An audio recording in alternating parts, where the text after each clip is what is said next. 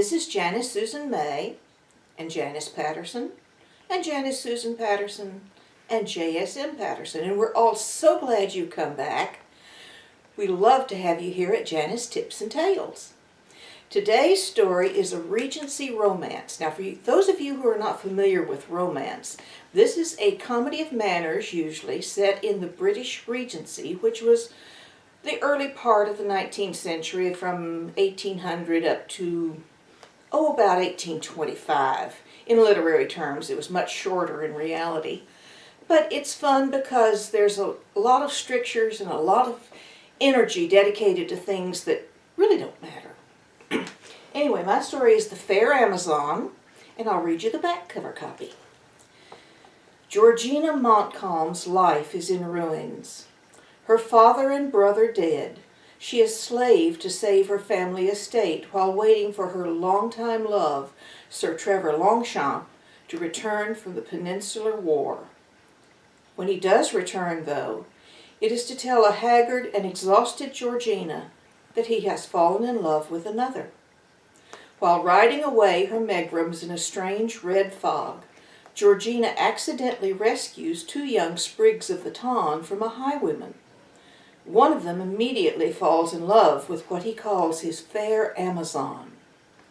Hearing of young Longchamp's outrageous behavior, Georgina's godmother determines to find her a good match and brings her to London. Georgina becomes a toast of the ton, known to all as the fair Amazon. Trevor realizes his heart still lies with Georgina, but by that time the fair Amazon is besieged by everyone who matters. A continuing maelstrom of misunderstanding and cross purposes almost results in scandal, and scandal was terrible, and broken hearts, but justice is served and true love eventually triumphs. To encourage the thaw between his mother and his beloved, though, Trevor would endure 1,000 theater evenings. The invitation, personally extended to Diana by his aunt and seconded by his mother, had left him almost speechless and filled with a quiet happiness. The idea of marrying without familial approval was horrible, unacceptable, but he was beginning to see that no matter how unexceptionable her breeding, his adored one was from a different level of society. What annoyed him, though, was that he couldn't tell how he... I keep forgetting to put these things on. No wonder the type is dancing. That's much better. What annoyed him, though, was that he couldn't tell how he knew. There was no one incident, no slip that he could point to. It was just something of which he was becoming aware. "You are most punctual, Trevor," said Lady Barnstaple, extending her hand for his kiss. "Welcome, Miss Wintersea." Her eyes wide and taking in the most beautiful room she had ever seen, Miss Wintersea dropped a curtsy first to Lady Barnstaple and then to Lady Longchamp, and hoped that she did not resemble a gaping hayseed. "Please sit down, Trevor. You loom over me like a tree. It is most disconcerting." "Go sit by the window," ordered Lady Barnstaple, the merest hint of a smile taking the sting from her words. No, not you, Miss Wintersea. Please take that chair so that we may see you more easily." Her ladyship gestured to a dainty gilt chair between the party and the door, placed almost as a witness box before the court. Trevor's half-smile twisted. If his Diana were to be accepted into this circle, it was obvious she would have to earn the honor. There was no way around it, though, so he sent her an encouraging nod, then gave a wink to his younger sister Edwina, her face stiff and her eyes large. She was seated behind her mother and Lady Barnstaple. She had not been introduced, as was proper with a girl not yet out. With the grace of an anointed queen, the incomparable Miss Wintersea seated herself where indicated, and calmly faced her inquisitors. It was not her fault that she looked like a child pretending to be an adult, or that the chair had legs so tall her feet swung free above the floor. "You come from Yorkshire, I believe," stated Lady Longchamp, as if the place itself were suspect. Yes, Miss Wintersea replied with the proper blend of humility and pride. My family has held Hallam Castle since the days of good Queen Anne.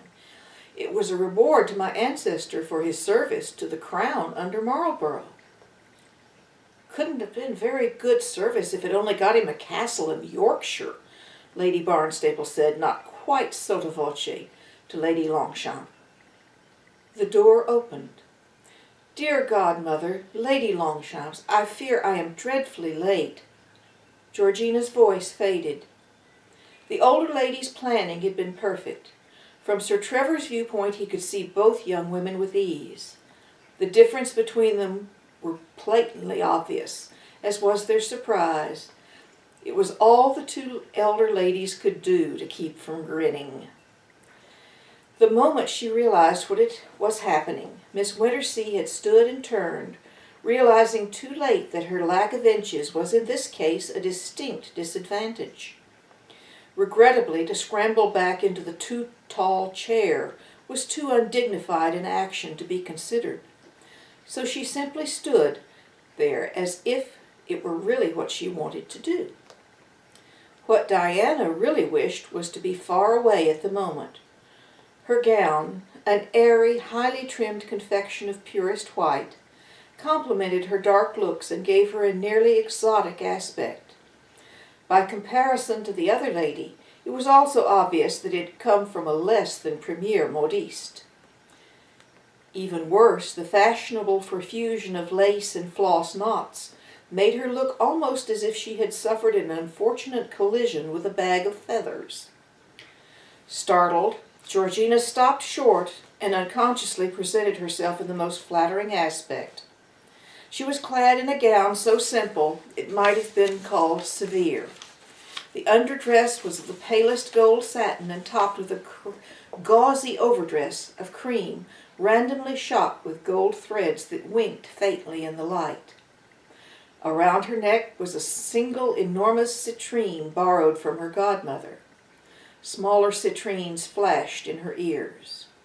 Her guinea gold hair, its pure color emphasized by the gold of her gown, had been let grow long for the convenience of pinning it out of the way, and had not been cut. Now it was piled into a simple corona like a crown around her head, with only a few careful tendrils allowed to fall about her face. Pale and cool and elegant, she could have been a fairy queen, or even a real queen if any of them had had such exquisite taste. Trevor sat forward, gasping as if he had been struck. For an uncomfortable moment he saw three women.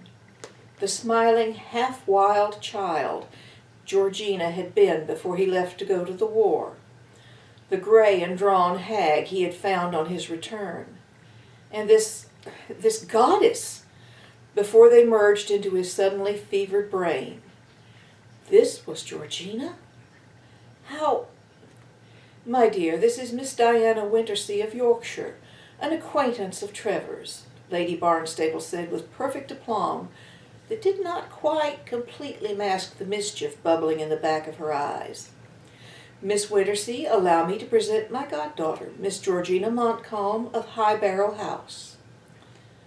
Georgina had been trained well. Later she was told she had spoken most properly, extending her hand to Miss Wintersea and greeting Trevor, both with the proper combination of familiarity and restraint. She remembered nothing of it, nor of the dinner that followed. At least, she thought, as her swansdown-trimmed cape of golden velvet was draped around her shoulders, the worst was over. In the theater, all she need do would be watch the play. Nothing untoward could happen there.